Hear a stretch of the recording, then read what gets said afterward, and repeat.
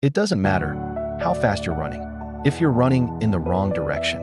Have you ever had a day where you worked like crazy, emails, calls, tasks, errands, and still went to bed wondering, why doesn't this feel like progress? You moved, you hustled, you were busy, but were you moving toward the life you actually want? That single question separates motion from meaning, and it's why direction will always beat speed. Speed looks impressive, direction changes everything. Today, let's talk like two friends on a long walk. No fluff, no hype, about setting the right direction before we hit the gas. This is an anti-effort. This is pro-purpose. It's the kind of mindset Jim Rohn taught for decades. Don't just climb. Check the wall your ladder is leaning on. Because what good is a fast climb if, at the top, you discover the view is of a place you never wanted to live? The hidden cost of speed without direction. Picture this. You hop into your car, crank up the music, feel that surge of energy, and floor it. Trees whip by, the speedometer climbs. It feels like momentum, but 20 minutes later you realize you never put a destination into the GPS. You've been making fantastic time to nowhere. That's how a lot of us live. We mistake activity for progress. We confuse motion with meaning.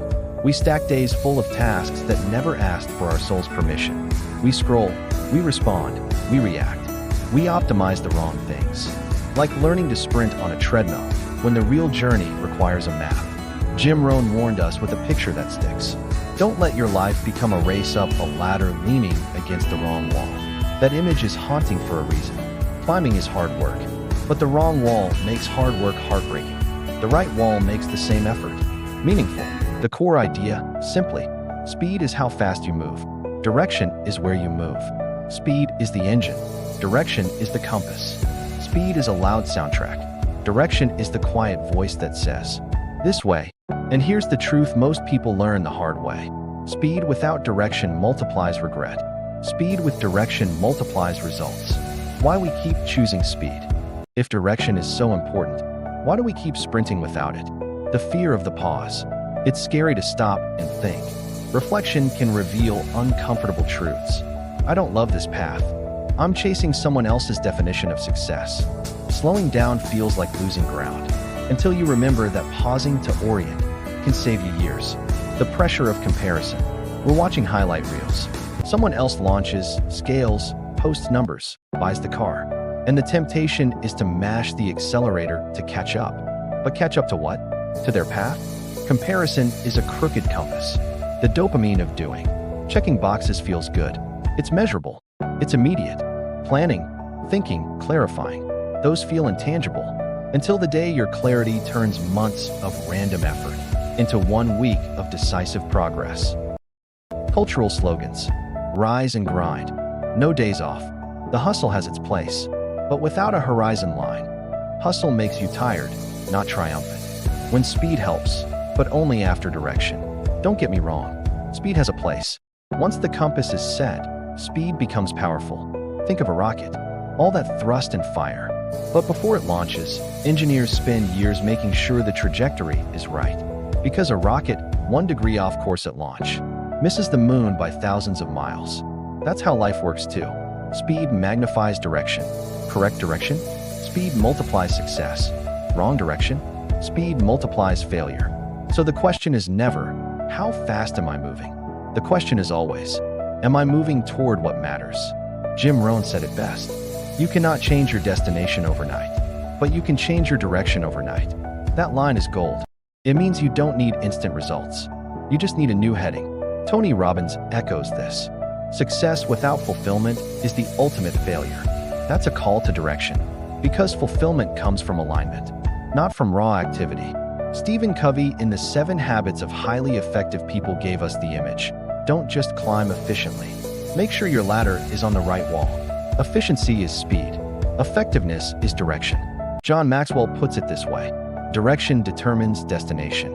Notice how all these voices, different eras, different styles, come back to the same law. Speed impresses. Direction decides. Let me tell you about Churchman. Churchman was the kind of guy everyone admired. Sharp suits. First in the office. Last to leave. Promotions stacked up like trophies.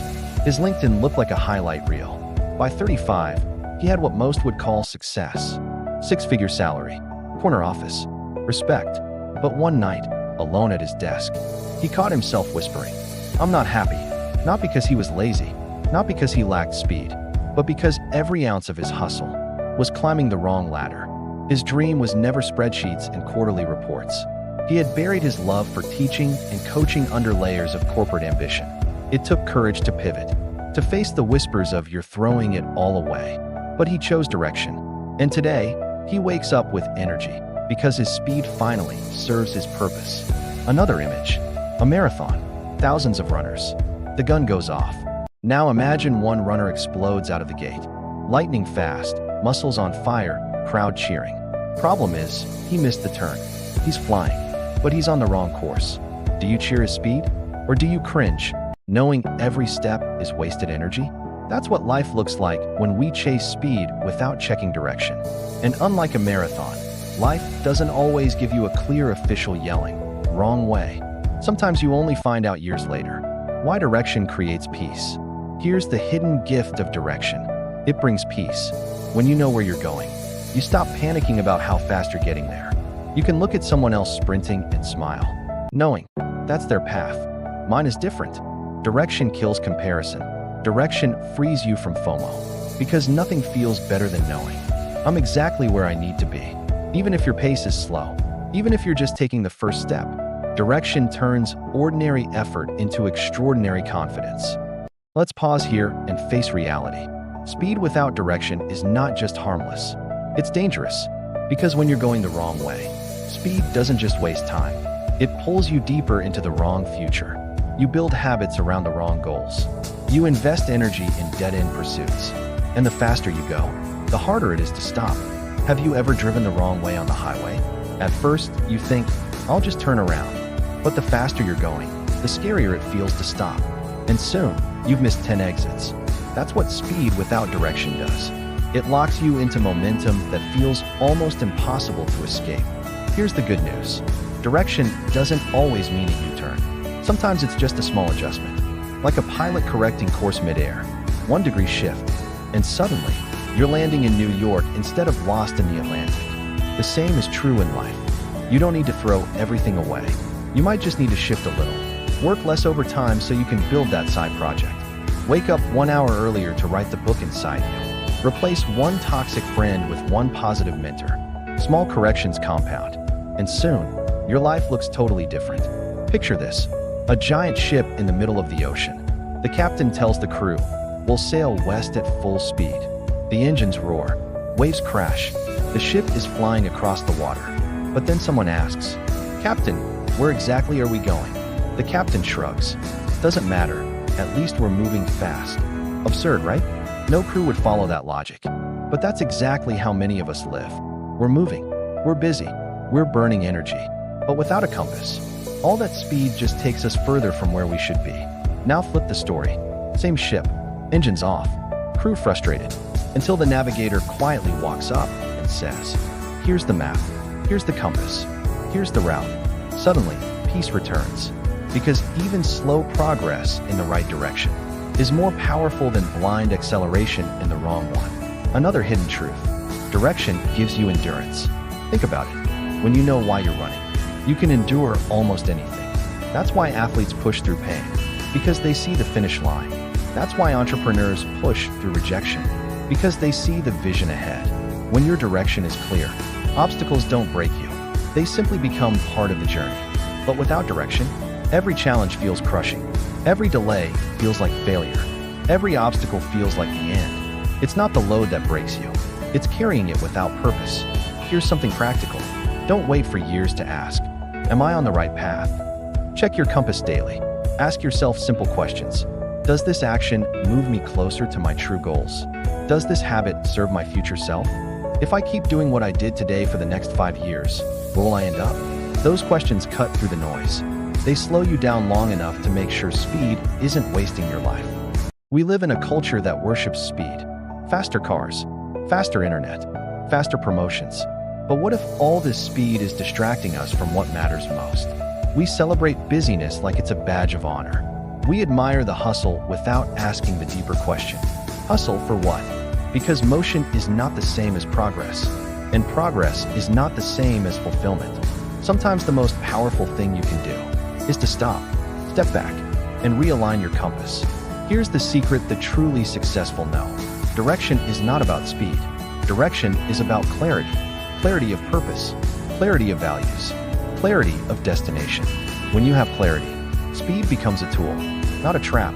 When you don't have clarity, speed becomes noise, an endless race to nowhere. This is why Jim Rohn's words still ring true today.